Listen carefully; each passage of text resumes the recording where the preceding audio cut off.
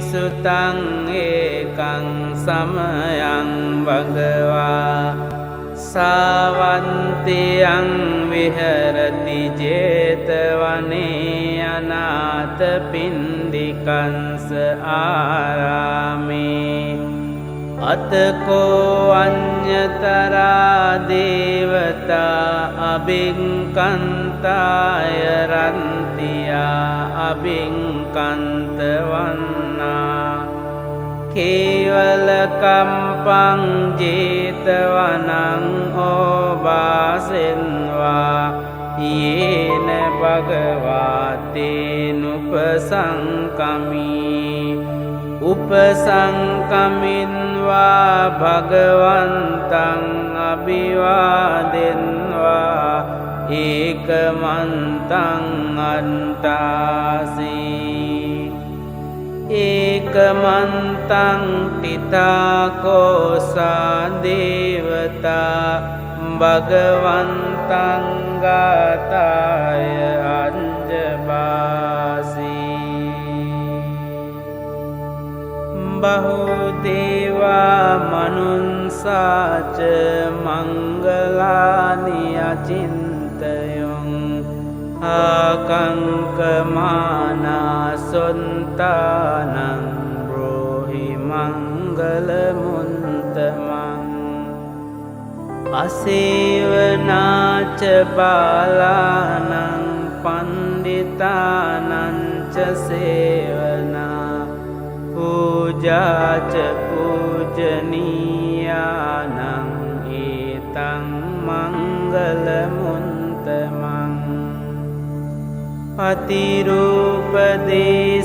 පතිරූපදේශවාසෝච පුම්බේච කත පුඤ්ඤතා අන්ත සම්මා පනිදිච ඒතං මංගලමුන්තමං බාහු සංචංච සිම්පංච විනයෝච සුසිංකිතෝ සුභාසිතාච යාවාචා ඒතං මංගලමුන්තමං මාතා පිතු උපට්ඨානං පුන්තදාරංස සංඝෝ අනාකුලාච කම්මන්තා ඒතං මංගලමුන්තමං දානංච ධම්මචරියාච ඥාතකානංච සංඝෝ අනවංජානි කම්මානි ඒතං මංගලමුන්තමං ආරති විරති පාපා මංජපානාච සංයමෝ අප්පමාදෝච ධම්මේසු ඒතං මංගලමුන්තමං ගාරවෝච නිවාතෝච සන්තුන්තිච කතං යුතා කාලේන ධම්ම සවනං ඒතං මංගලමුන්තමං කන්තිච සෝව චන්සතා සමනානංච දන්සනං කාලේන ධම්ම සාකච්ඡා ඒතං මංගලමුන්තමං තපෝච බ්‍රහ්මචරියංච අරිය සංචාන දන්සනං නිබ්බාන සංචිකිරියාච ඒතං මංගලමුන්තමං පුන්තංස ලෝක ධම්මී චින්තං යන්සන කම්පති අසෝකං විරජං කේමං ඒතං මංගලමුන්තමං ඒතාදිසානි කන්වාන සම්බන්තමපරාජිතා සම්බන්ත සොන්තිං ගච්ඡන්තිතං තේසං මංගල මුන්තමන්ති ඒතේන සංච වංජේන හෝතු තේ ජය මංගලං ඒතේන සංච වංජේන හෝතු තේ ජය මංගලං ඒතේන සංච වංජේන හෝතු තේ ජය මංගලං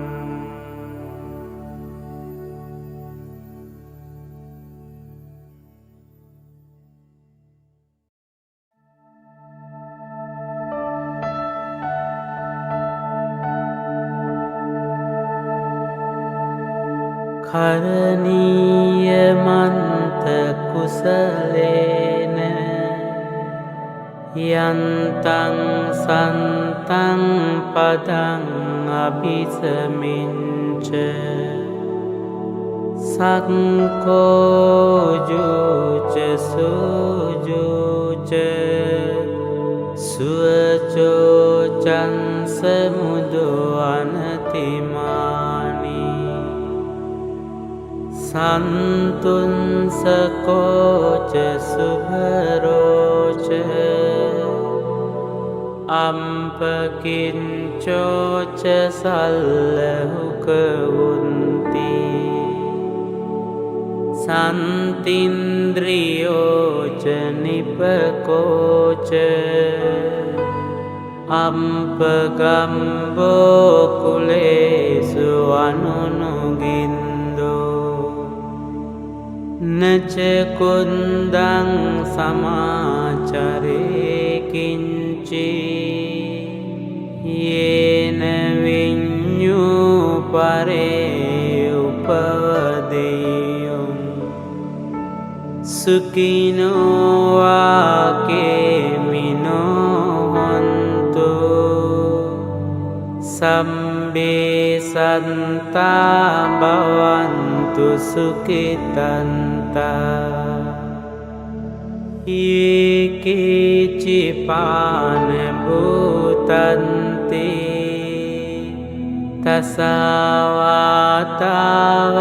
තසවාතාවරාවා අනවසේසා දීඝාවායේ මහන්තාවා මංජිමාරංසකානුකතුලා දිත්ථාවායේව අන්දින්තා යේච දුරේ වසන්ති අවිදුරේ භූතාවා සම්භවේසීවා සම්බේ සන්තා භවන්තු සුඛිතන්තා නපරෝ පරං නිකුම්බේත ඥාති මඤ්ඤේත කන්ත චිනං කංචි ව්‍යාරෝසනා පටික සංඥා ඥාඤ්ඤ මඤ්ඤංස දුක්ඛ මිච්ඡේය මාතා යතානියං පුන්තං ආයුසා ඒක පුන්ත මනුරංකේ ඒවම්පි සම්බභූතේසු මාන සංභාවයේ අපරිමාණං මෙත්තංච සම්බලෝකස්මින් මාන සංභාවයේ අපරිමාණං උන්දං අදෝච තිරියංච අසංභාදං අවේරං අසපත්තං තින්ඨං චරං නිසින්නෝවා සයානෝවා යාවතංස විගතමින්දෝ ඊතං සතින් අදින්ඨේය බ්‍රහ්මමේතං විහාරං ඉදමාහෝ දින්ඨින්ච අනුපගම්ම සීලවා දන්සනේන සම්පන්නෝ කාමේසු විනය්‍යගේදං නහි ජාතු ගම්බසේයං පුනරේති.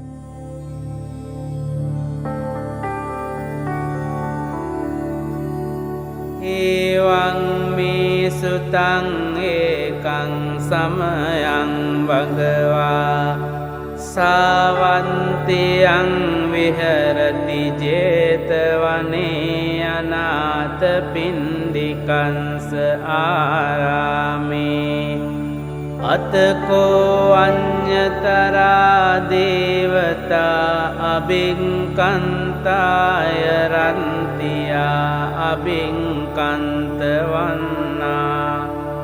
කේවල කම්පං 제තවනං ඕබාසෙන්වා යේන භගවාතේනුපසංකමී උපසංකමින්වා භගවන්තං අභිවාදෙන්වා ඒකමන්තං අන්තාසී ඒකමන්තං තිතාකෝසා දේවතා භගවන්තං ගාතාය අංජබාසී බහුදේවා මනුන්සාච මංගලානි අචින්තයොං ආකංකමානා සොන්තානං බ්‍රෝහි මංගලමුන්තමං අසේවනාච බාලානං පණ්ඩිතානං ච සේවනා පූජාච පූජනීයානං ඒතං මංගලමුන්තමං.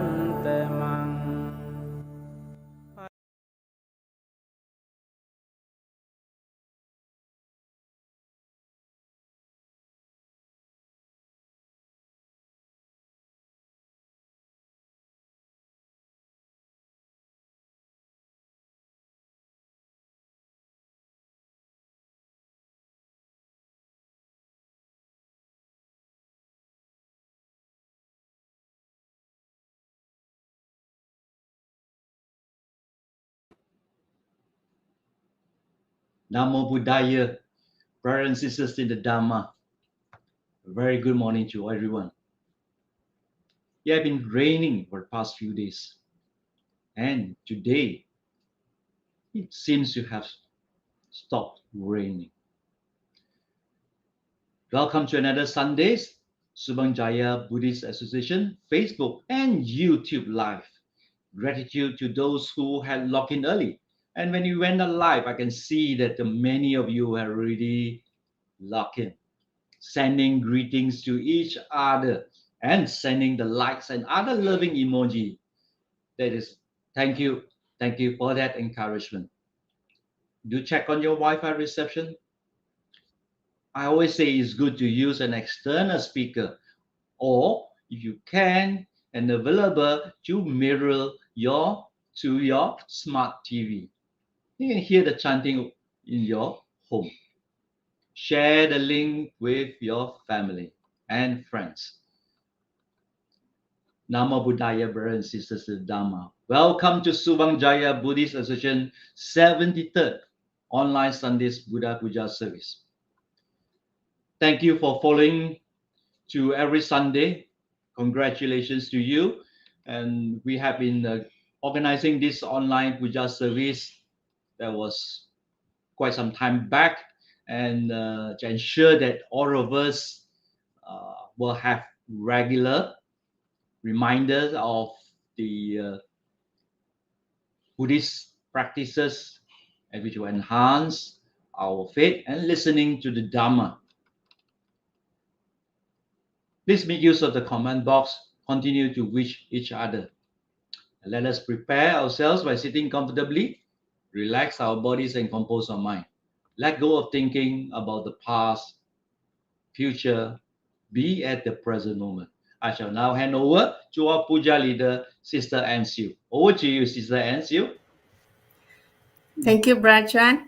Good morning, brothers and sisters in the Dhamma. Namo Buddhaya. Let us begin with our Sunday Buddha Puja by making offerings to the Buddha. May we invite Brother Jim to make the offerings to the Buddha. Brothers and sisters in the Dhamma, if you have prepared your offerings at home, you may light your candles or oil lamps and make the other offerings to the Buddha. For the other devotees, let us place our palms together in Anjali position and contemplate mindfully. Namo tassa bhagavato arahato samma sambuddhassa.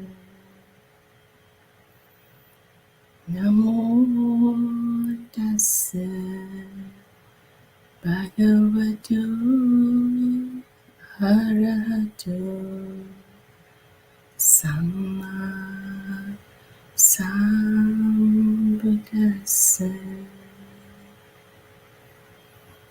Namo tassa bhagavato arahato samma sambuddhassa.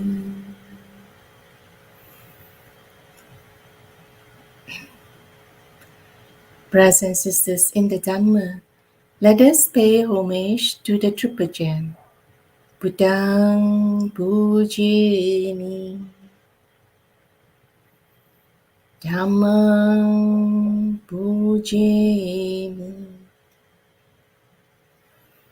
Sanghang pujimi. Brothers and sisters in the Dhamma, let us together take refuge in the Triple Gem and observe the 5 precepts. Namo tassa bhagavato arahato samma sambuddhassa. Namo tassa bhagavato arahato samma sambuddhassa.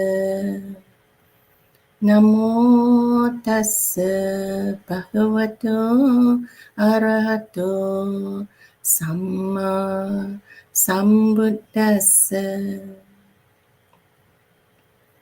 Buddhang saranang gacchami, Dhammang saranang gacchami, Sanghang saranang gacchami. Dutiyampi buddhang saranang gacchami, Dutiyampi dhammang saranang gacchami, Dutiyampi sangham saranang gacchami. Tatiyampi buddhang saranang gacchami. Tatiyampi dhammang saranang gacchami. Tatiyampi sanghang saranang gacchami. Panatipata veramani sikkhapadang samadhiyami. Adinadana veramani sikkhapadang samadhiyami. Kame sumiccacara veramani sikkhapadang samadhiyami. Musavada veramani sikkhapadang samadhiyami. Surameraya majjapamadatthana veramani sikkhapadang samadhiyami. Imani panca sikkhapadani samadhiyami. Imani panca sikkhapadani samadhiyami. Imani panca sikkhapadani samadhiyami. Sadhu, sadhu, sadhu.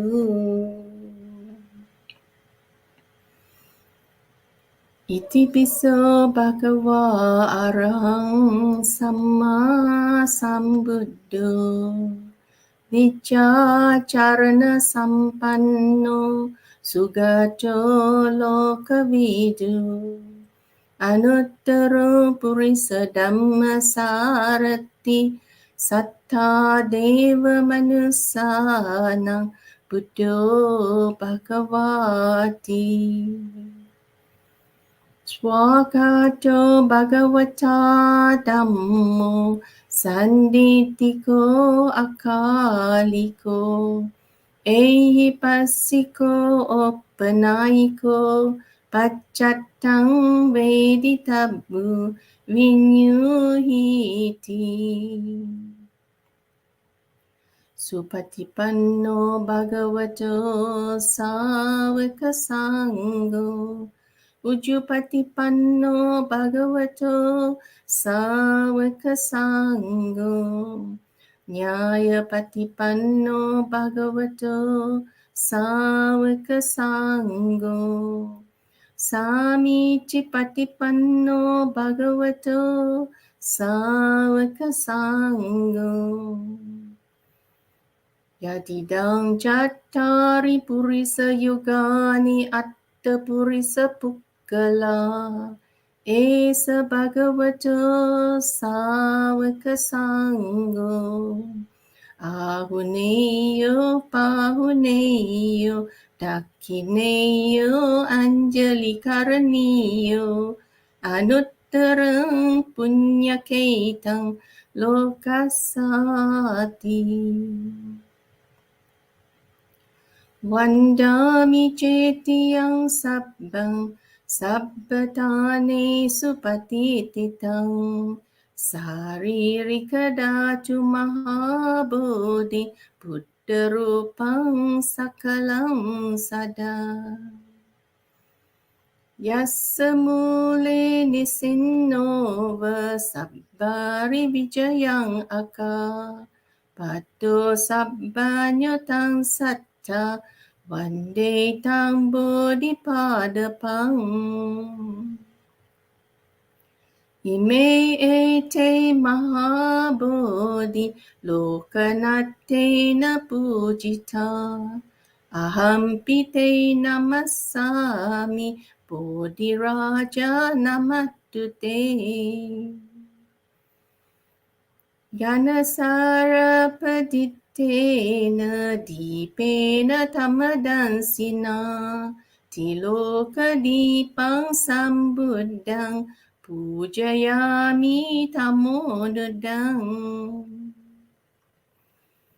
Ganda Sambara Yuttena Dupena Hang Sugandhina Pujaye pujaniyam tang puja bhajanamuttamam Vannaganda gunopetang etang kusuma santating Pujayami munindas siripada sararuhe Pujemi buddhang kusumena nena punyena mittena cahotu mokkang puppang milayati yata idang me kayo tatayati vinasa bhavang Adivasetu no bante paniyang parikapitang anukampang upadaya patigan hatumuttamang Kayena vacha chittena pamadena maya katang Acayang kamame bante puripanya tathagata Kayena vacha chittena pamadena maya katang Acayang kamame dhamma sanditika akalika Kayena vacha chittena pamadena maya katang Acayang kamame sangha supatipanna anuttara Sadhu, sadhu, sadhu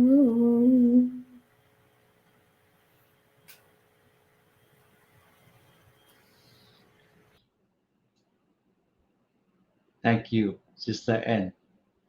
This morning, our speaker, I must describe it, has been very dedicated to his Dhamma Jutta work. Has spent over 30 years with SJVA. After stepping down as the president, he continues to do his Dhamma Jutta work. Parachim Siu Chun is the founder member of Subang Jaya Buddhist Association. As I mentioned, president of the association from 1992 to 2019. He is also a founder member and the past president of Theravada Buddhist Council of Malaysia. That was registered in 2021. And he continued his work. Today, he is the deputy president of the Selangor Buddhist Development Council. Brothers and sisters, his faith in this Dharma work and the Buddhism, and he will continue to share his personal experience. And he always believed that one will be able to continue to propagate the Dharma if he continue to have faith and have the enthusiasm. Brothers and sisters in the Dharma, if you have any questions regarding the Dharma talk, please type your questions in the comment box. We will post the questions later on. And with that, we now invite Brother Jim to share the Dharma with us, the title Enriching Life, the Buddhist Way. Over to you, Brother Jim. Thank you, Brother Chuan. Namo Buddhaya, and good morning, brothers and sisters in the Dharma. Wish every one of you and our family well and happy. The past 2 days have been raining very heavily. Wish everyone safe and well. The topic of this morning talk is enriching life, the Buddhist way. Next, please.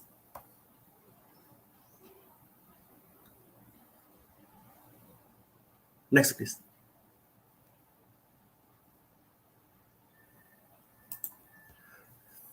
Brothers and sisters in the Dharma, when I was preparing this talk halfway, it came to my mind whether anyone might think that this talk is on how to make money or making lots of money to become rich materially.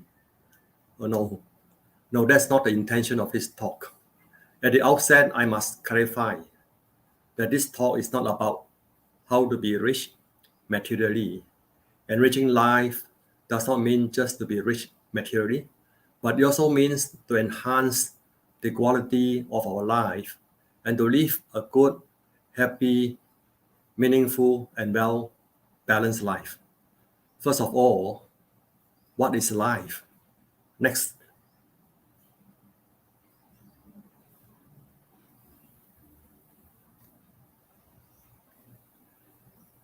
What is life? From the Buddhist perspective, who are we? The Buddha said that we are made up of nama and rupa, and our mind and body are made up of unit particles of the mind called sambayutta dhamma, and our body is made up of unit particles of the body called rupa kalapa. Next.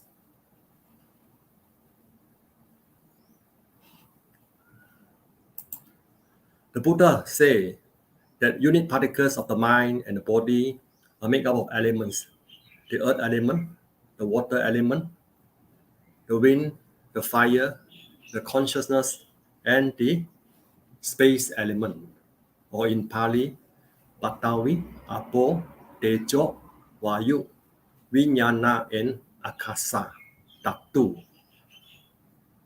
When we die one day, these elements will be separated from one another.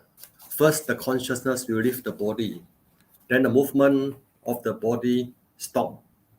That's to say, the wind element has gone, and the body gradually becomes cold.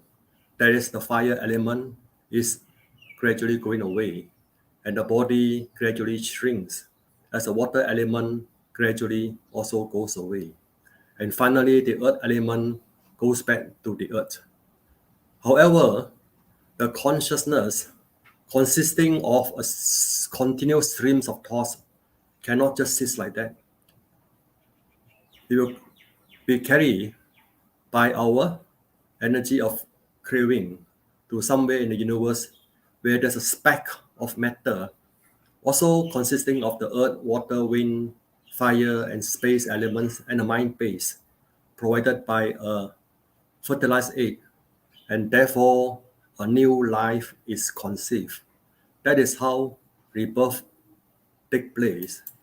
The new life will carry along with it all the tendencies and potentialities of his or her past life due to his past or her past karma.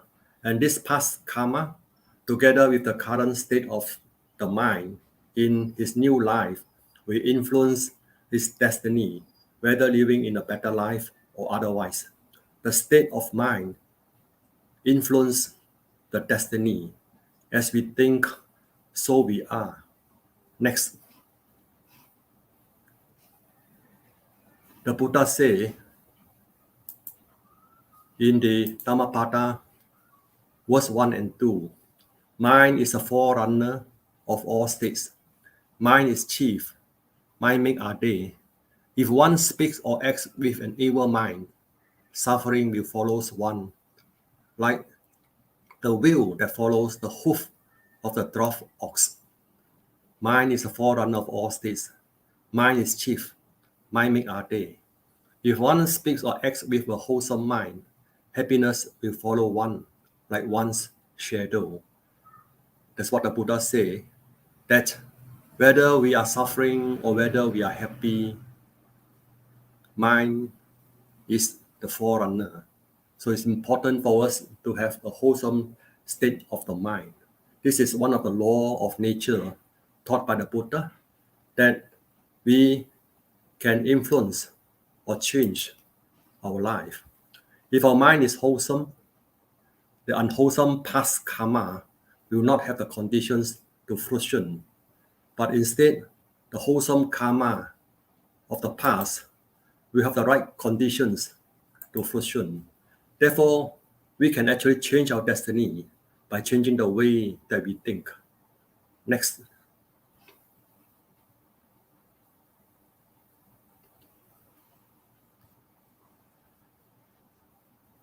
Because our thoughts influence our actions becomes our habit. Our habits forms our character, and our character conditions our destiny. This is in accordance with the law of karma as taught by the Buddha. In the Chula Karma Vibhanga Sutta, the Buddha say, in accordance with the seed that is sown, so shall the fruits we shall reap. Good seed will bear good fruits in the right environment. Good action will bear good fruits in the right condition. This is a law of karma as taught by the Buddha in the various sutta. But in a very famous sutta called the Chula Karma Vibhanga Sutta, the Buddha went into a lot of details with regard to the law of karma. The Buddha taught this to a young man called Supa. Supa was a son of a rich man, Doteya. And Doteya was very rich because of his past life. He did a lot of charity. He has done a lot of good deeds in the past. But in this life, somehow he has forgotten to do all these good deeds, continue to do all these good deeds. And so, especially, he was a very miser person, very miser, and is not willing or not keen to do dana, especially to the venerable members of the Sangha. So one day when the Buddha was passing by his house, and the dog was one day was passing by his house, and standing in front, this Doteya will come out and he shouted at the Buddha and his other members of the Sangha very abusively and asked them to go away. So one day he passed away, and the son took over the family. And one day when the Buddha passed by his house, a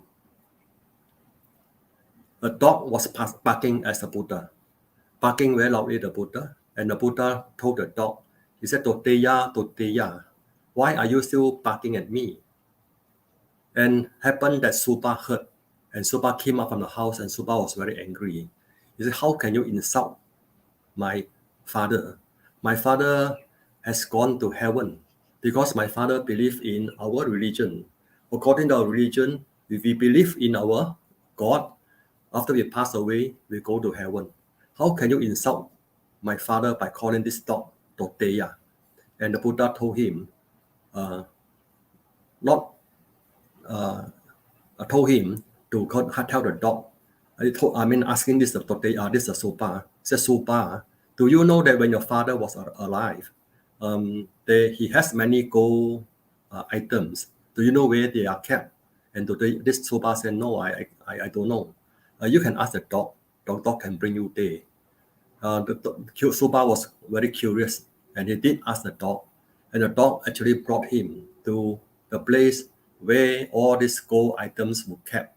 So Supa was a little bit more convinced now, and so beginning to ask Buddha a lot of questions in according why the father was now born as a dog, and why some people were rich, some people were poor, and some people were healthy, some people were sick. Next, please. So, and the Buddha explained in details.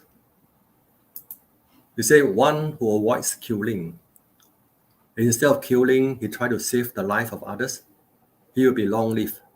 And one who caused no harm to others, but instead try to help others to enjoy good health. And one who is not angry, not wrathful, but instead full of loving kindness, will be good-looking. And one who learn from the wise will be intelligent. And one who is charitable will be rich. So this is what the Buddha taught. This is a very long sutta, but for the purpose of this talk, I will just focus on one. Next, please. On charity, the Buddha say, if one is not a giver of food, drink, or cloth, due to having performed and completed such karma, on the dissolution of the body after death, he reappears in a state of deprivation. If instead he comes to the human state, he is poor wherever he is reborn. But if he is a giver of food and drink and cloth, etc., etc., etc., due to having performed such and completed such karma, on the dissolution of the body after death, he reappears in a happy destination. If instead he comes to the human world, he is rich wherever he is reborn.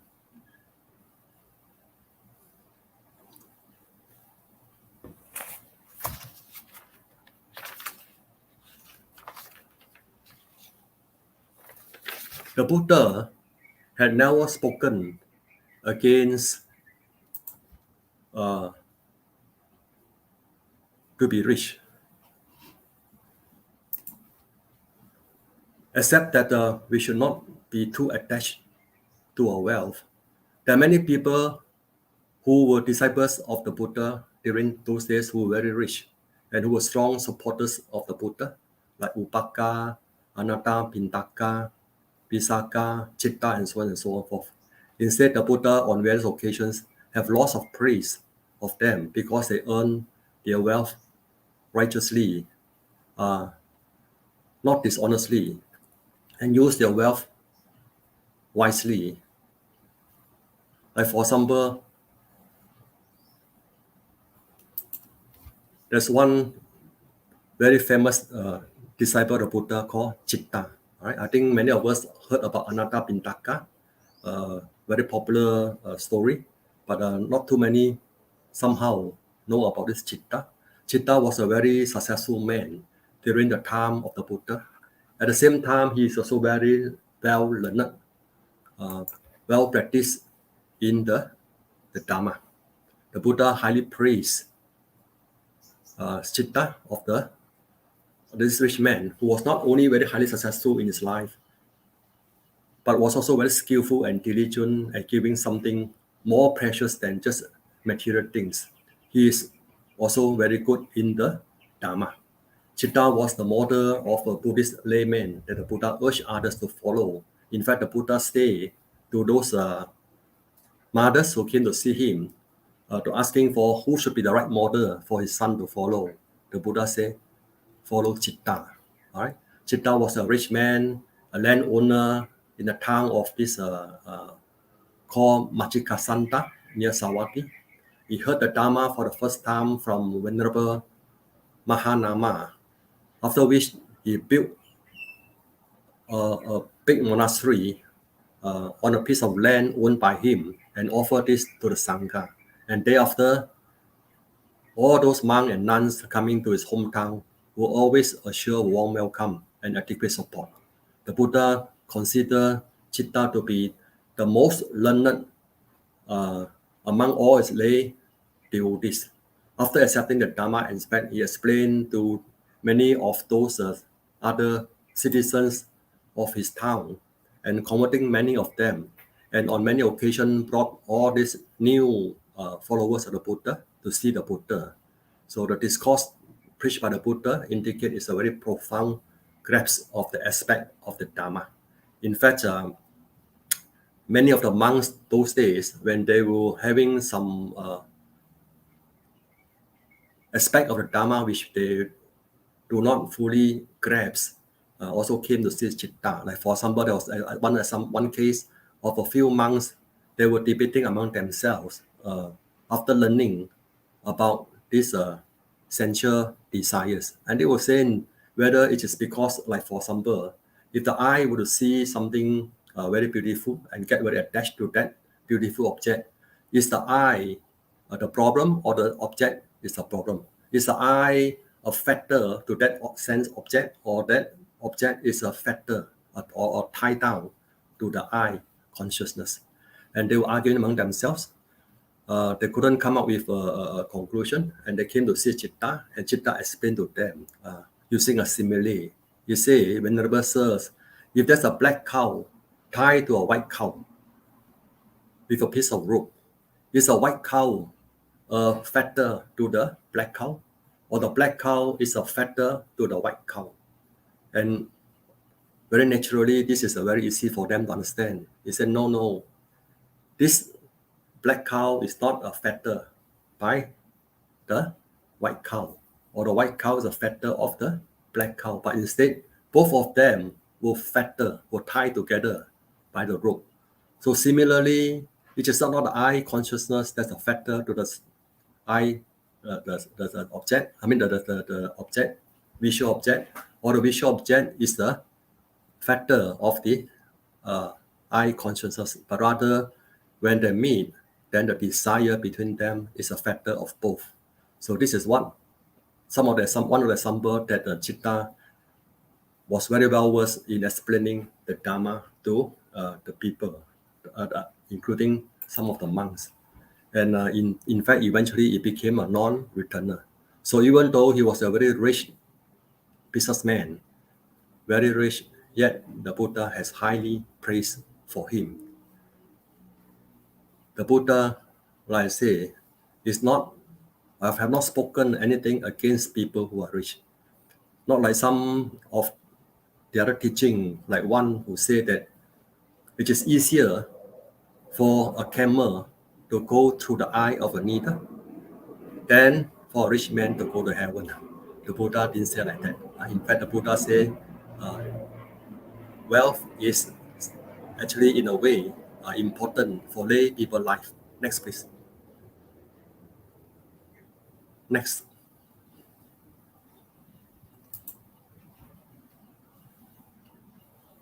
Next, please, Brother Alfred.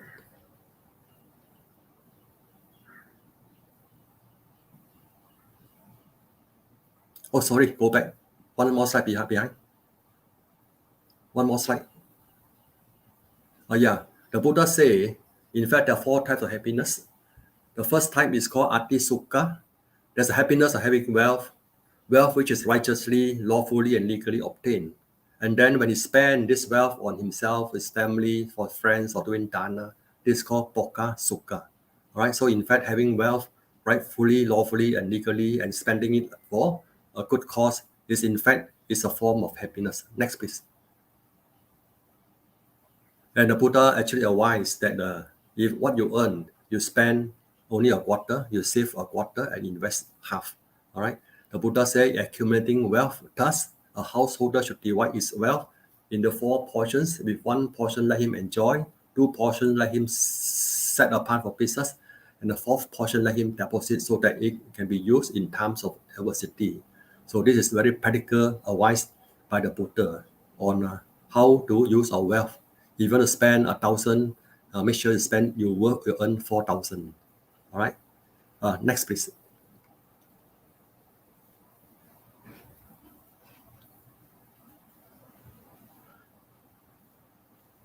Like I say, this enriching life is not just about to be rich materially, but more importantly,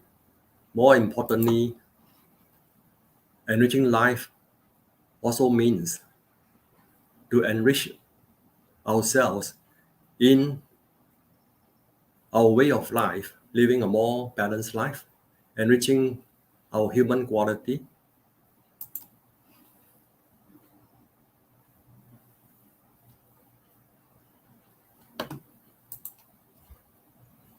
enriching our friendship with others, enriching our intellect and our wisdom, enriching our mental states of our mind, or happy state of our mind.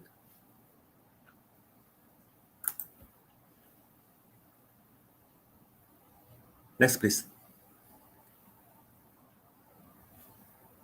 So enriching life also means living a well-balanced life. Well-balanced life between our health, our wisdom, our wealth, relationship, and so on and so forth. Many people actually, including myself, once upon a time, we live a very unbalanced life. So having the potential of creating a lot of unhappiness in life. Just to tell you a story, there was once upon a time an American investment banker who went for holiday. He went to a fishing village, and he wanted to go to his hobby is fishing, and so he wanted to rent a boat and go to the deep sea to fish. But that morning, he saw a fisherman coming back very early in the morning, and he was surprised. He said, "How many fishes did you get? Did you catch?" He said, "Oh, I caught a few of these very big tuna fishes." You just caught a few tuna fishes and you come back? The investment banker was very surprised. He said, "Yeah, then what do you do after this?" "I will sell a few of them away to have some money, and then I will go back and ask my wife to cook some for my lunch." "And what do you do after that?" the banker asked. "Oh, then I will, after my lunch, I will take a nap, take a siesta. And after that, in the late evening, I will go out with my friends. And then we have some coffee or beer, and we will play our guitar, we sing song, we enjoy ourselves. We are so happy. This is the way that we live. And evening, we go back, we have our dinner. And after dinner, I watch TV, and then we go to bed. Life is so relaxed, And the American banker said, no, young man, you shouldn't be like that. You should be working harder. You should go to the sea for longer hours and catch more fish, a whole boat of fish to come back. And then you sell this fish away. And every day you should be doing like that so that you can make a lot of money and you buy an additional boat. And then you even catch even more fishes, and then you sell away all these fishes, and you earn a lot more money, and then you eventually buy a few more boats, and you earn more and more money. You buy even bigger fishing ships to go out, and eventually you earn so much money that you can actually list your company, and then you become so wealthy that now you can relax. You can actually relax. Then the fisherman asked the investment banker, "How long will that take?" He said, "Young man, that will take about 15 to 20 years. So what should I do after that?" "Then you can enjoy your life. You can, if you like to go fishing, if your hobby is fishing, you can go to relax and retire in a fishing village, and then you can go and fish early in the morning. You come back for lunch, enjoy your lunch with your wife. Then afternoon you can have your afternoon nap, your siesta, which you like, you say. And then you can, in the evening you can go to play guitar with your friends, have beer, have coffee. At night time you have dinner and go to watch your TV and then go to bed. Life is so relaxed." And so this young man was very surprised. He said, "Sir, I am already living a life like that. Why do I need to wait for another 15 to 20 years?" So this story may not be a little bit what you call good story, but anyway, the moral of the story is money is not everything in life. We have more choice, so more choice in our life. right? So there are many people who actually live a very unbalanced life. I have one of my former boss who was very successful. He did very well in his career, but the way he worked 7 days a week, when he's actually working, he smoke, he drink a lot of black coffee, his health is no good. Every day he pop in a lot of pills, and that is the way he live his life. No time for his family, no time for other things. So that is a very unbalanced life. So to enrich our life, one of the things is that we should live a well-balanced life. Another way to enrich our life in a rich way is to enrich the human quality of our life. Next, please. Oh, sorry, next, please. And next, please. In fact, the Buddha explained to us how to live a more balanced life. In the Sikalawata Sutta, the Buddha say we have to perform our duty as parent, our duty as children, our duty as husband and wife, as employee. Next, please. As friends, and so on and so forth. How we should actually live a more balanced life. Yeah, next, please. Another way to enrich our life is to enrich the human quality of contentment, loving kindness, compassion, generosity, gratitude, and forgiveness. I think all of us are very familiar with all these terms. We have been listening to a lot of Dharma on the importance of having contentment. The Buddha said the contentment, in fact, is the greatest wealth. Of all the wealth that we have, contentment is the greatest wealth. A person is contented is a happier person, and a person who have a lot of loving kindness will be a happy person. A lot of compassion, then you have less anger, and people with generosity, they are able to let go. They are also a very happy person, and of course, finally, gratitude and forgiveness is very important for us to actually live a happy life. Next, please.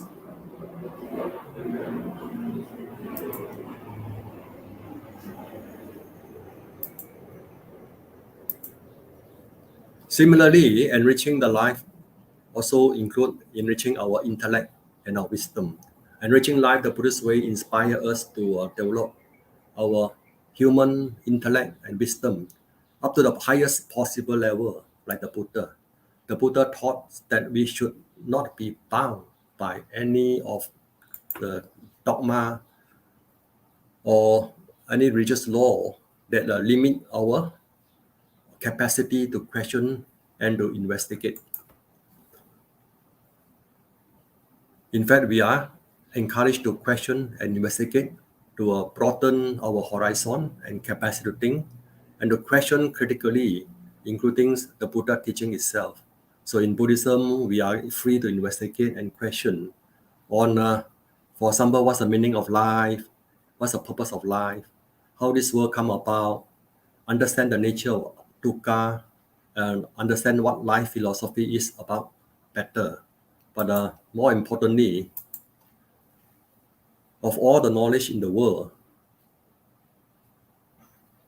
that we search for, we at least should know the knowledge of the path to liberate ourselves from the cycle of birth, aging, sickness, and death. That's the story which I've told before, which can illustrate this point. There was a professor who's very good in astronomy, astrology, cosmology, and so on and so forth. So one day he went to the fishing village and would like to go for fishing, and so he engaged the services of a fisherman who brought him out to the deep sea to do fishing. And while he was fishing, he was asking this fisherman. He was trying to show off how knowledgeable he was, and asked this fisherman, "Do you know about cosmology?" And the fisherman was looking at him blank, naturally. He said, no, sir, I don't know what's cosmology. So this professor was trying to show how smart he was. He said, oh, this is a study of the origin of the development of the universe and so on and so forth. And do you know about meteorology? So, no, I don't know about meteorology. It's important for you as a fisherman. You should know. This is a study of the weather, the climate, and seasons, and so on and so forth. So, do you know about oceanology? And the fisherman said, no, I don't know. You are a fisherman. You don't know about all these things about the sea, about the ocean, and so on and so forth. It's very important that you should know. And the fisherman said, oh, sir, I don't know. But sir, do you know how to swim? And the fisherman said, the professor said, no, I don't know how to swim. He said, why? Oh, this boat is about to sink. There's a hole somewhere here, and the water is coming out. And I can only swim alone to the shore. I cannot save you. Do you know how to swim? And the fisherman said, the professor said, no, I don't know how to swim. So for all the things that he knows, there's something that he don't know. When he like fishing, he like to go to deep sea, he don't know how to swim to come back to the shore.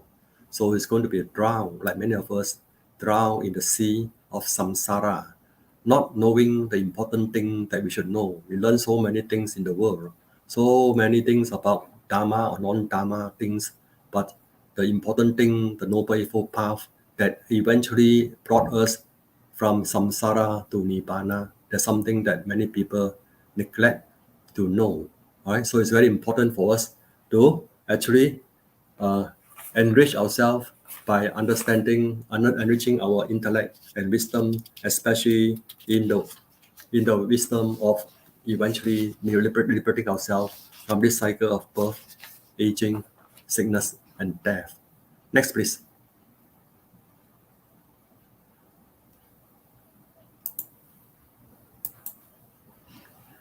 Another very important aspect of enriching our life is enriching our friendship and relationship with others. A good friendship and relationship with others is important to enhance the quality of our life. We have good friends who appreciate us as we are, then we can make our life richer, more fun, more meaningful. I think all of us are so very familiar with what the Buddha said in the Anguttara Nikaya 8.54. The Buddha said, he say, good companion, good friends, and a good comrades are very important in our spiritual life, because good friendship, good companionship, and good comradeship will help us to follow the path as taught by the Buddha and eventually gain our liberation. So, and also, of course, good friends who are happy will also make our life happier. Next, please.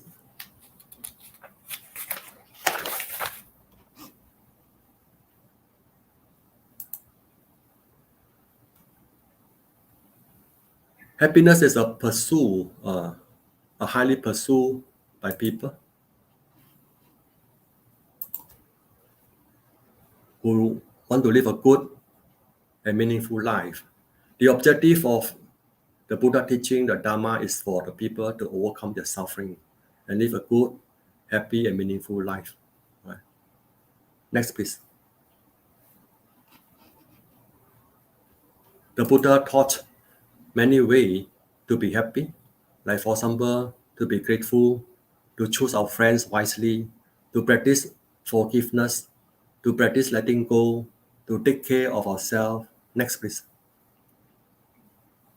To do dana, to observe sila, to love unconditionally, and to meditate. Next, please.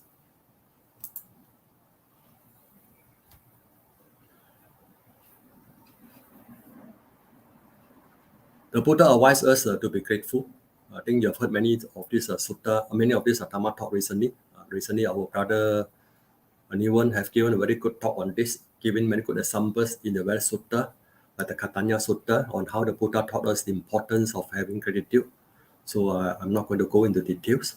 The next is choosing your friends wisely, which also just now I just mentioned. It's important to choose good friends, to have good friends, good companions, and a good conrib will actually help us in our spiritual life. All right, and of course, friends who are happy and positive will also make us happy and positive. Right?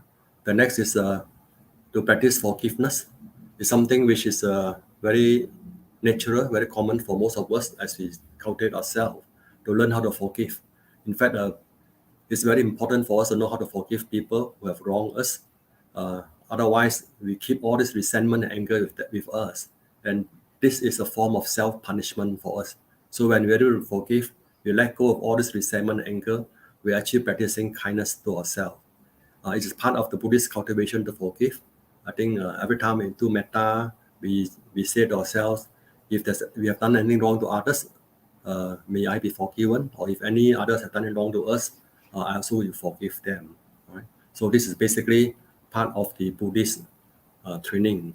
Taking care of yourself, very important, because especially I think you know that the people who abuse themselves or abuse their body when they were young, especially, I've seen many of my friends, many people who drink, eat as if life never die, or they really enjoy their life, they drink, they smoke, and so on and so forth. So much so that eventually, when they grow older, they have their payback period, and then they suffer eventually. So it's important for us to take care of our body, our health, so that we can be healthy for us to cultivate ourselves, because healthy body also healthy mind. And of course, it's also good that we have to take care of our mind, right? Doing dana, I think it's very natural for us. We have learned all these years. Dana means giving. Like we do offering to the monks, we give to the poor, the needy, we give a service to the temple, and so on and so forth. Doing dana is important because doing dana helps us to let go. By giving material things or services wisely or habitually, we are actually practicing letting go. And when we let go, we are happier. The Buddha say, happy is one who gives.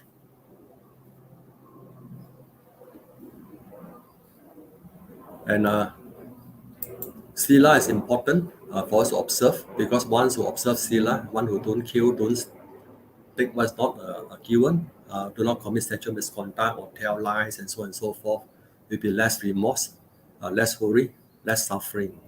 And love unconditionally is what the Buddha taught us, to have metta for all beings. And such state of metta bring peace for ourselves and also the people around us. Not only are we happy, the people will be happy too. So it's good for us to always practice metta.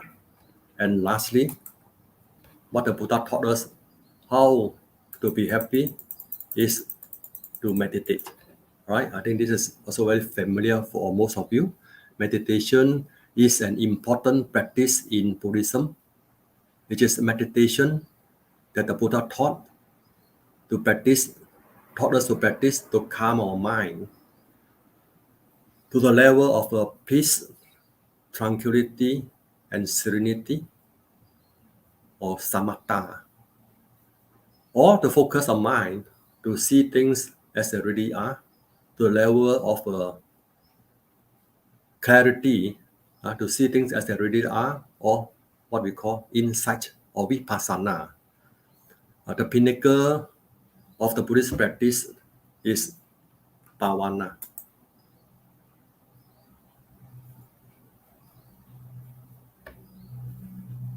Bhavana means mental cultivation or mental training. That is to arouse, to develop, and to strengthen our mindfulness or sati until our mindfulness becomes so powerful and our concentration becomes so deep that we're able to see the true nature of our existence, the true nature of our life, of anicca, dukkha, and anatta. And then with the habitual karma in letting go through the practice of dana and renunciation.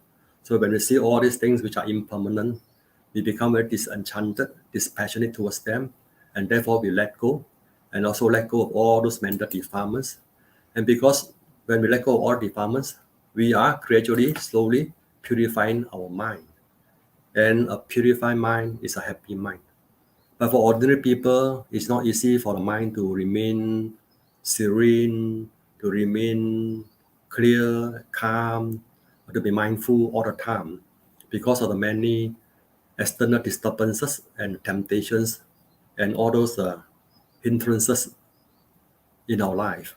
Therefore, it is recommended that we allocate some time in our daily schedule to slow down our activities, to train our mind to be calm, to be peaceful, to be mindful, and we call this meditation.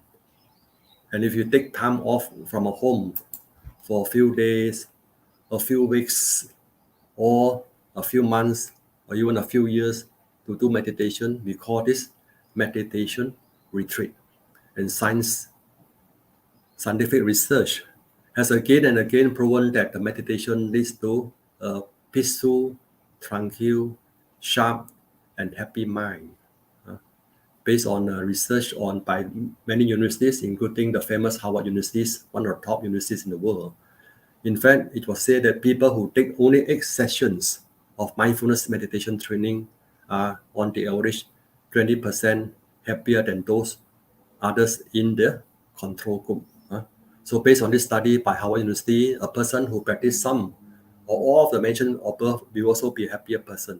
In fact, many scientists in other universities in USA and UK have also done their research and confirmed that those people who really practice what the Buddha taught are happier people. Next, please.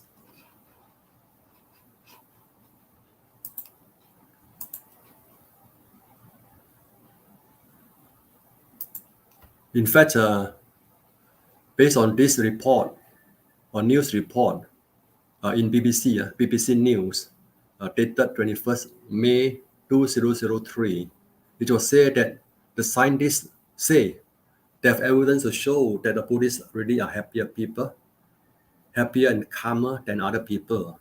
And tests carried out in the United States reveal that the areas of their brain associated with good mood and positive feelings are more active. The findings comes as another study suggests that Buddhist meditation can help to calm people. So researchers at University of California, San Francisco Medical Center have found the practice can tame the amygdala, an area of the brain which is the hub of fear memory. They found that experienced Buddhists who meditate regularly were less likely to be shocked, flustered, surprised, or angry as compared with other people. All right. So these are some of the report or some of the things that have been done by even the Western psychologists and Western scientists to show that actually meditation can help to make a person happier, brothers and sisters in the Dharma. Next please, what I have shared just now are some of the ways to enrich our life, the Buddhist way. Like I have said, enriching life does not mean just being rich materially, but it also means living a good, happy, meaningful, and well-balanced life, doing dana, sila, bhavana, and enriching our life with a human quality, intellect, and wisdom, and also enriching the state of our mind. So may all of you also be able to do so and live a good, happy, meaningful, and well-balanced life. May all of you be well and happy always. Thank you and sadhu, sadhu, sadhu. Sape satta bhavantu sukhi tatta.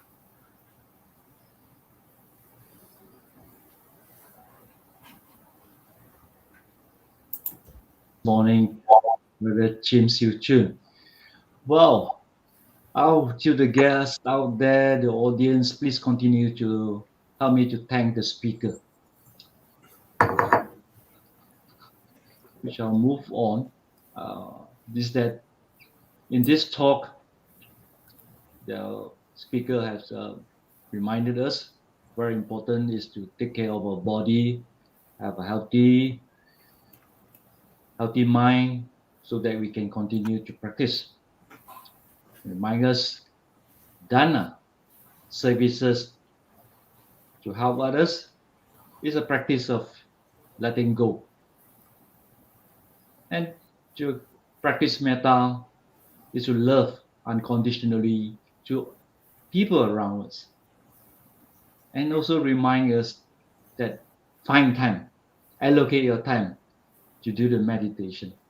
Brother Jim, that is a very good encouragement and a reminder to all of us.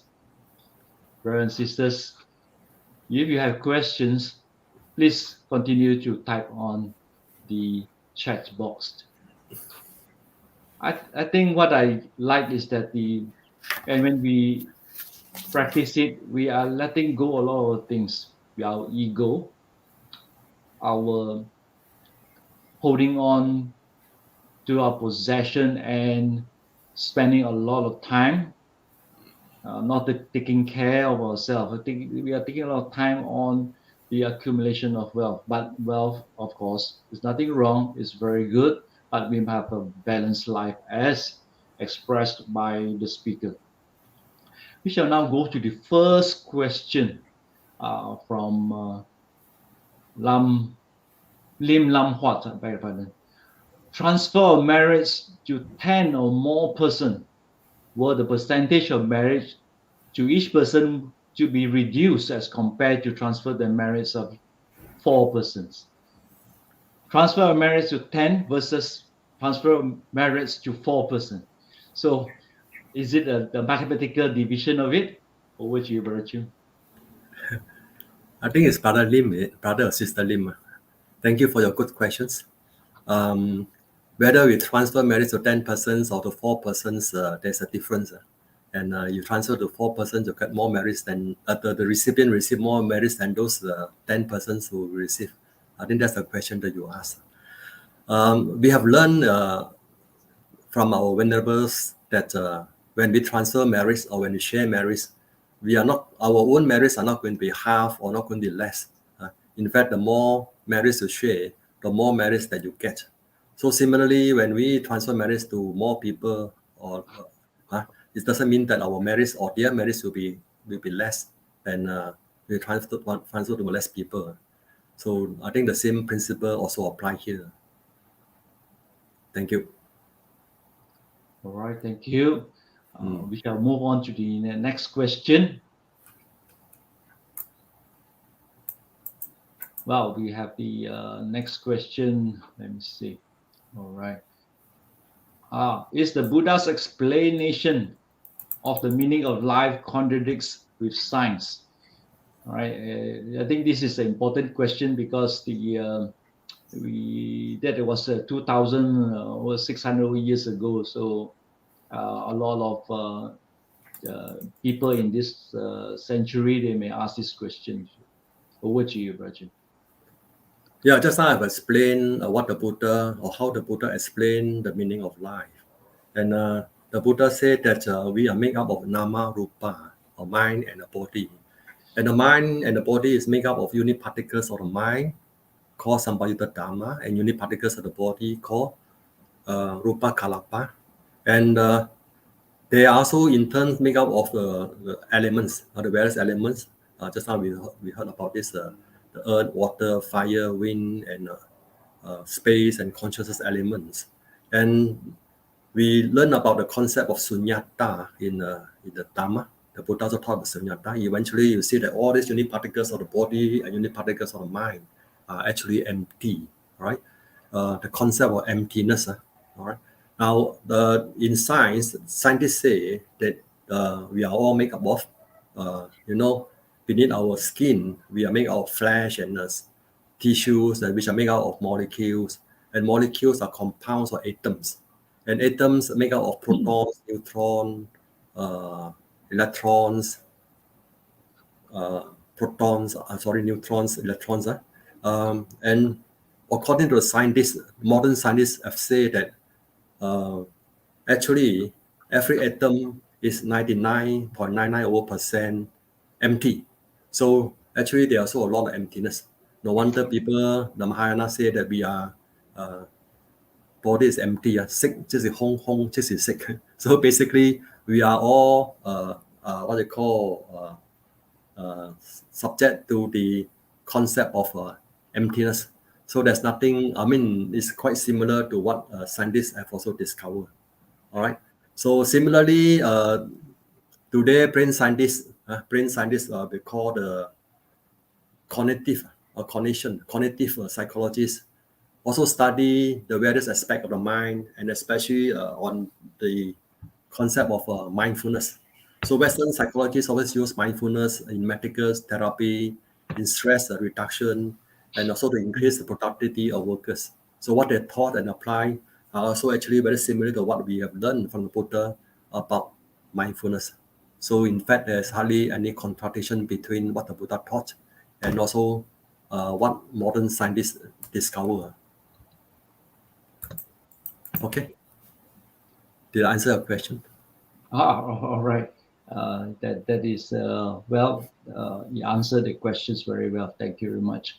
And we move on to the next question. Is floods hitting the country due to natural forces or karma?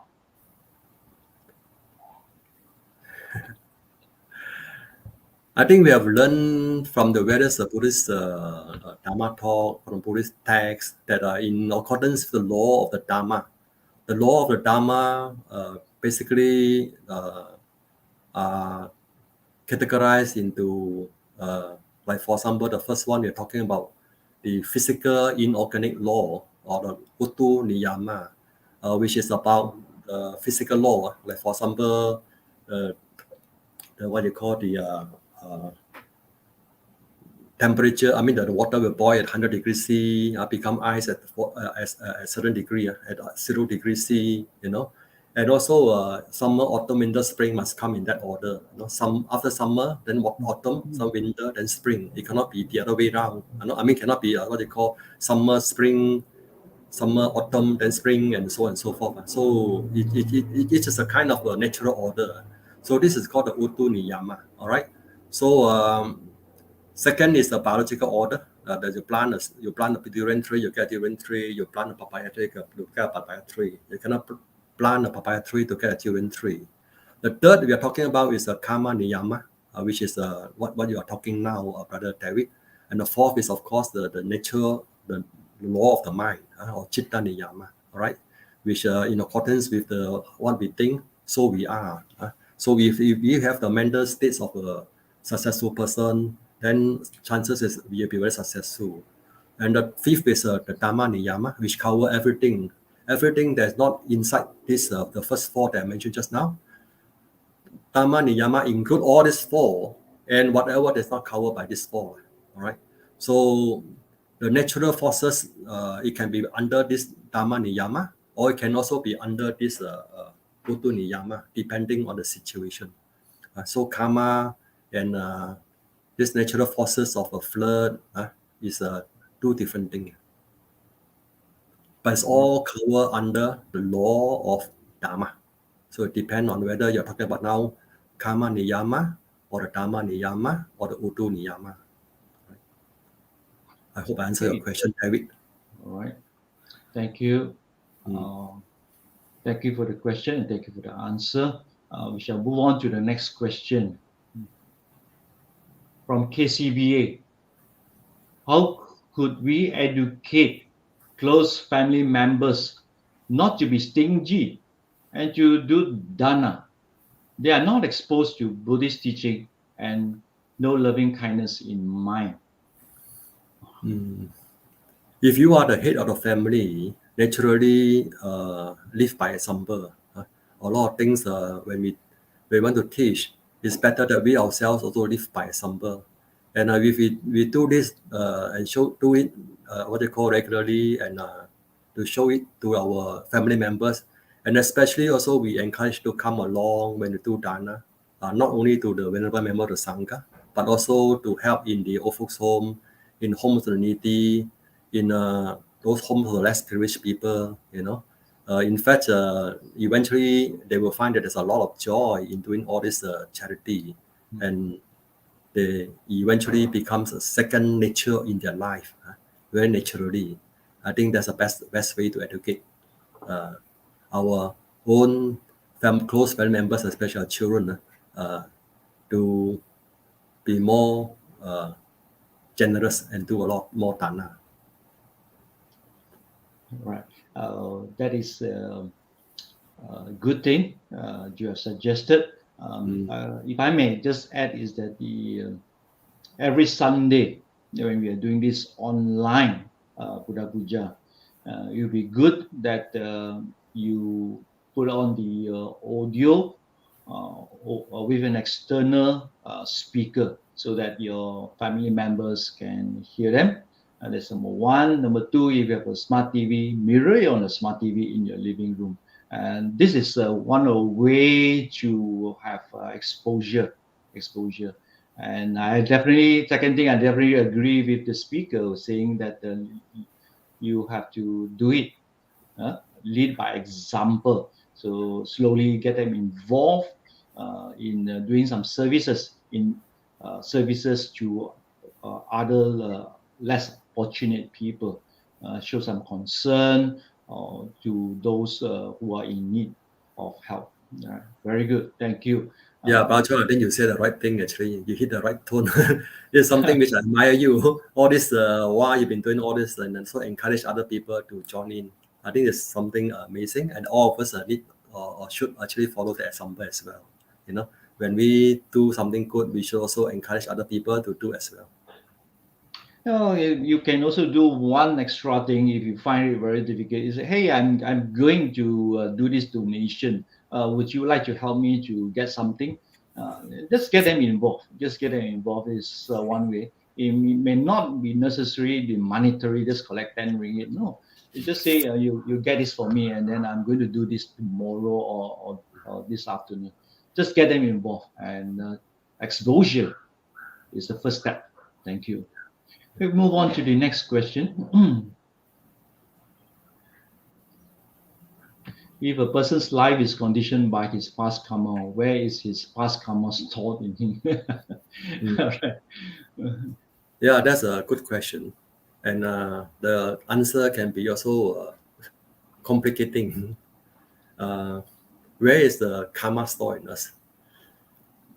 Well, I think we know that what we learn from the Buddha is karma is intentional action, volitional action, or intentional action. Action with intention is karma. Action without intention is not karma. All right. So when we have intentional action or karma, then there's a potentiality of vipaka, the results. Karma will lead to vipaka. Whether the results is immediate, whether in this life, in the next life, or somewhere in future lives. And there's also what you call the possibility that if those karma are not very heavy, you can do a lot of good karma. You can also, if your bad karma is not very heavy, you can do a lot of good karma to actually neutralize your bad karma. All right. So the Buddha say, in accordance with the seed that is sown, so shall the fruits we shall reap. Good seed will bear good fruits in the right environment, and good action will bear good results in the right conditions. So it's just like planting the seed. Like for example, we want to plant a mango tree. All right. So the action of planting is just like our karma. The action of planting the seed, the mango tree seed.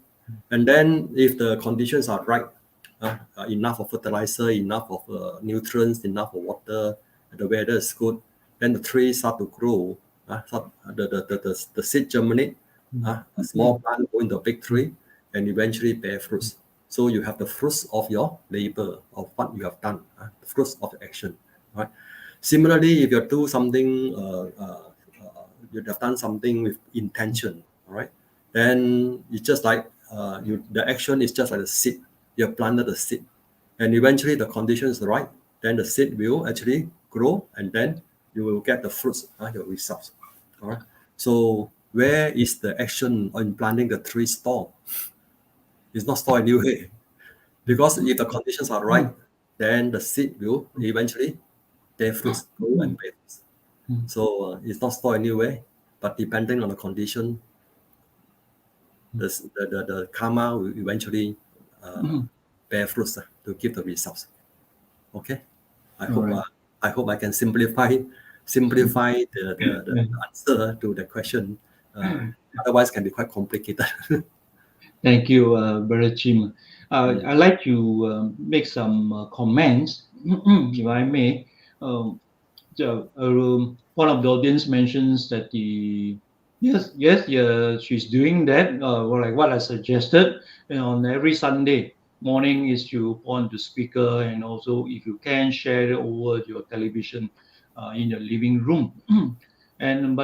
Well, depending of the family members who are still sleeping, well, okay, that we can understand. For the Dharma school, before the COVID-19, it's always held in the morning, and so there are children who comes every Sunday morning, and over time it will become a habit. Habit. So it's all depend. If they are able to wake up, and well, that would be good. That would be good. That's the because it's brought to your home. This Sunday Dharma online, and the puja. Very important is the puja, and then they hear the chanting, and then hear the Dharma talk.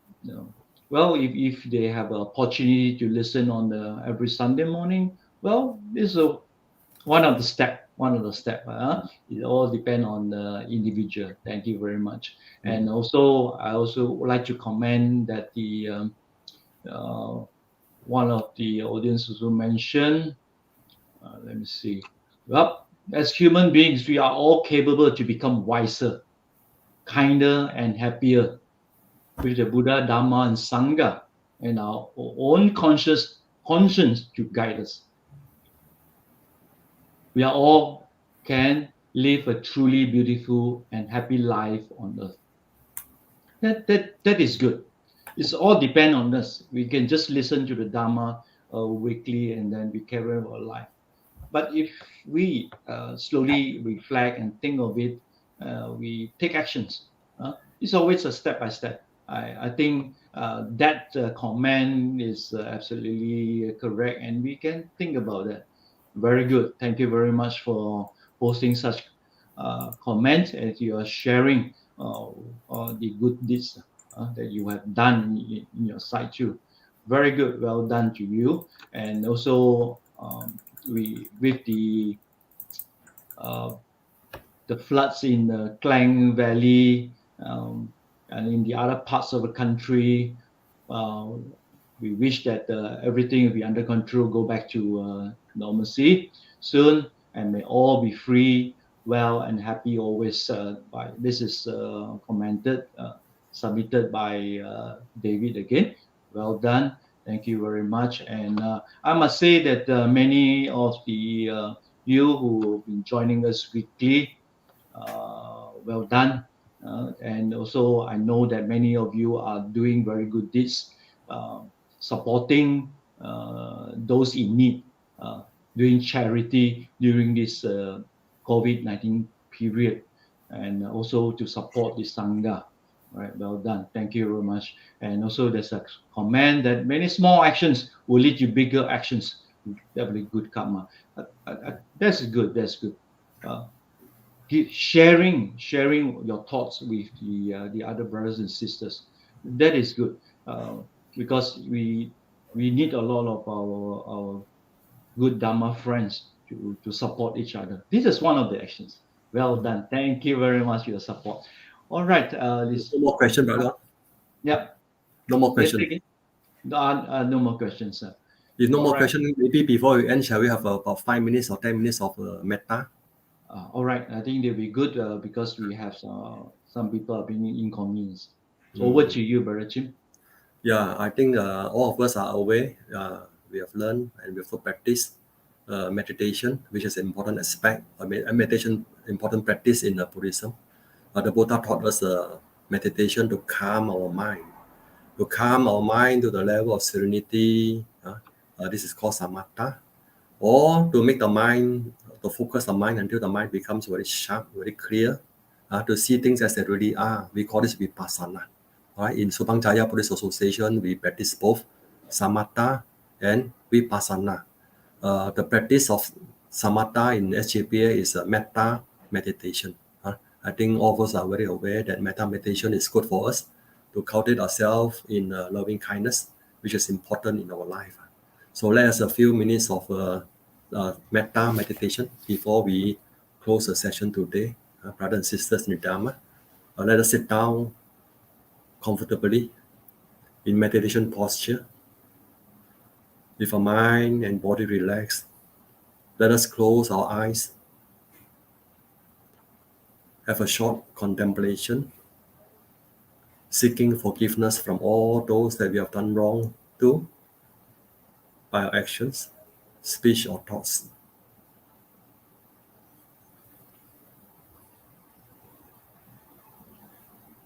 If you have done anything wrong to others by action, by the speech, and by thoughts, may we be forgiven, so that all of us may live in peace and harmony.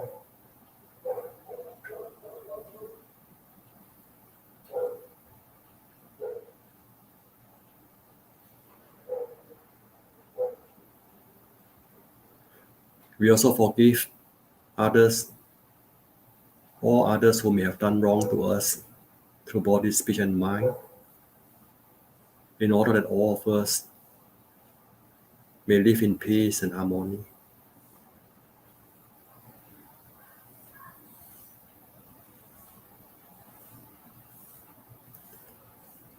Let us now take a few deep breaths and slowly relax our mind and our body. Be relaxed.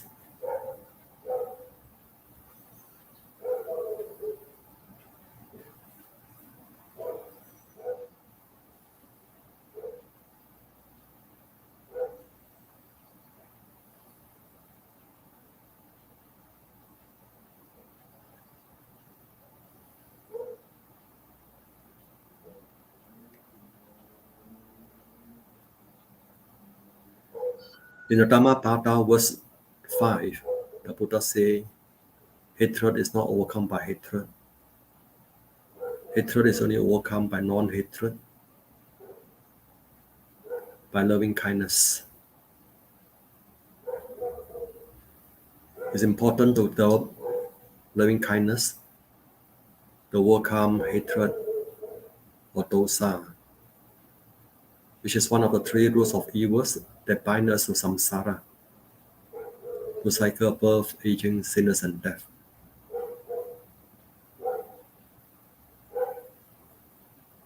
Let us now develop metta or loving kindness, first to ourselves and then to other beings.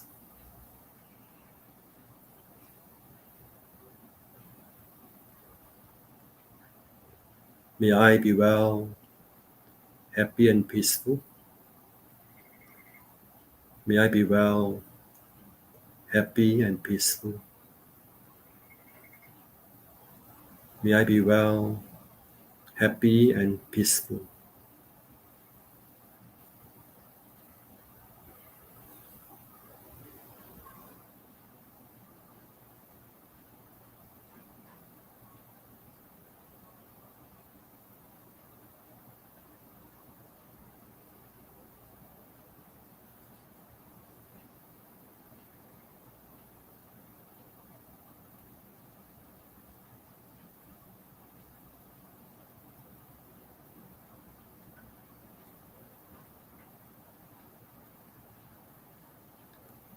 Just as I wish to be well, happy and peaceful, may other beings also be well, happy and peaceful.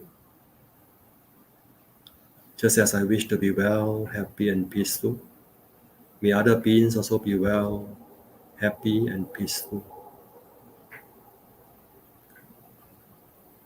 Just as I wish to be well, happy and peaceful, may other beings also be well, happy and peaceful.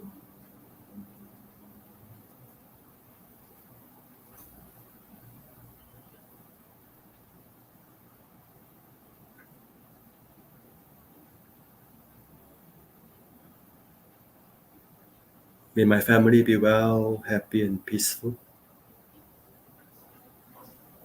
May my family be well, happy, and peaceful. May my family be well, happy, and peaceful.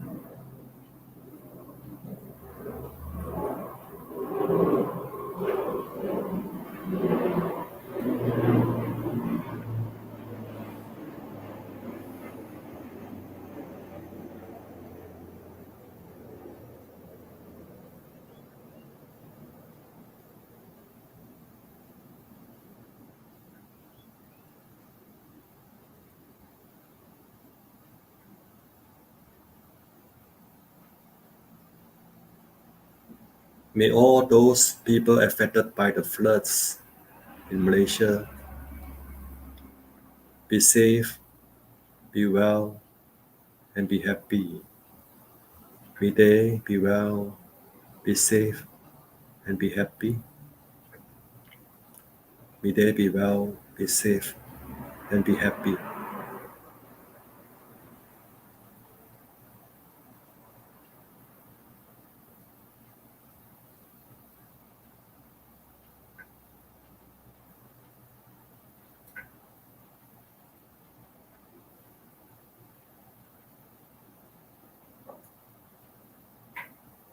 May all beings be well, happy, and peaceful. May all beings be well, happy, and peaceful. May all beings be well, happy, and peaceful.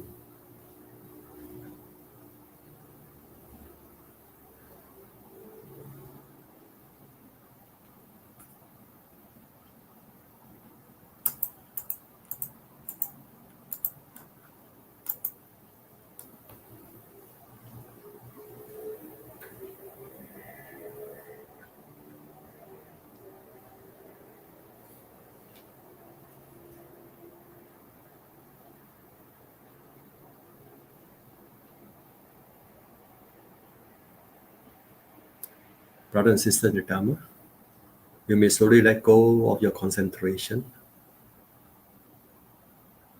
You may open your eyes.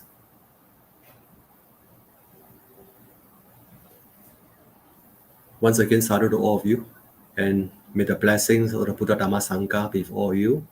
May all of you be well, happy always. Sadhu, sadhu, sadhu. Thank you for those who have shared the link with your family members and your friends.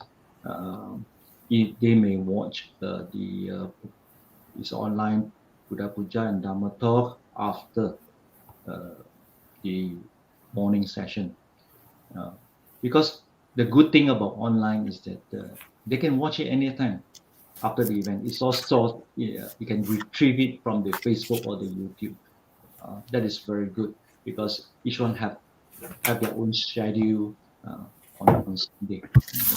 Well done. At least that effort has been done. Thank you very much. And with that, we will proceed with the transferring of merits, brothers and sisters. Again, let's hope that all the flood and all the inconveniences, damage of property, the rain, we wish that it will return to normal. We wish those who are being displaced to be safe. All right. Thank you to all the participants this morning. All right. This morning, with the usual participation in the Sunday Buddha Puja service, listening to the Dhamma.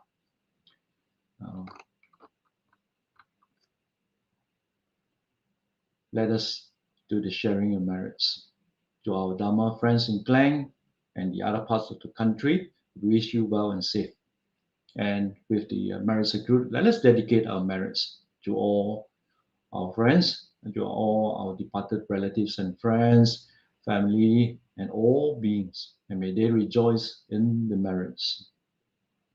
Imang no punya bagang mata pitunancha acharyanancha sabbhasatanancha sabbamitanancha Sabbanyati-nancha, Sabbapetanancha, Sabbadevatanancha, Bhajema.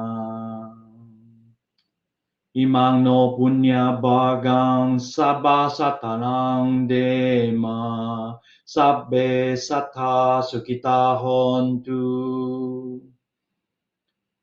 Idang me nyatinang hotu sukita hontu nyatayo.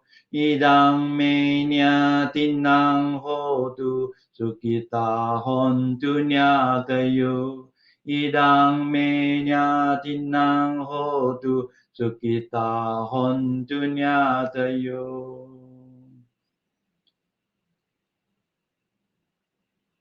Imina punya pamenam mame balas samagamo satang samagamo hotu yava nibbana patiya. Idang me punyang asavaka yavahang hotu. Idang me punyang nibbanasa pacayo hotu. Sadhu, sadhu, sadhu.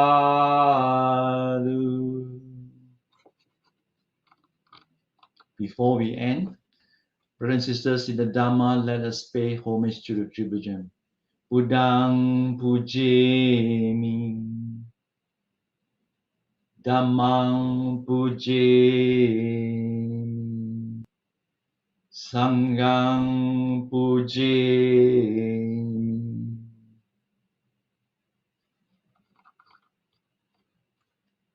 Well, thank you very much to all of you, brothers and sisters in the Dhamma, for staying back. For those who are joining us right from the beginning, from the puja service, Dhamma talk, then finally to the sharing of merits.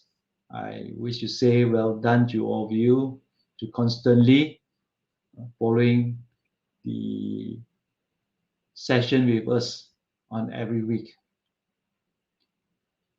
To all the devotees, I hope you continue to thank our speaker this morning, Brother Chim Siu Chun, and the online team.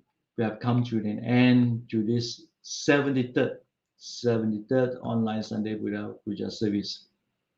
Do visit us again next Sunday morning, December 26th. So may you and family be safe, well, happy and peaceful always. Very happy to be with you. Thank you very much for your participation and support. During this COVID-19 pandemic period, stay safe is to stay cautious. Sukhi hontu and goodbye. Sabbe sattha sukita hontu.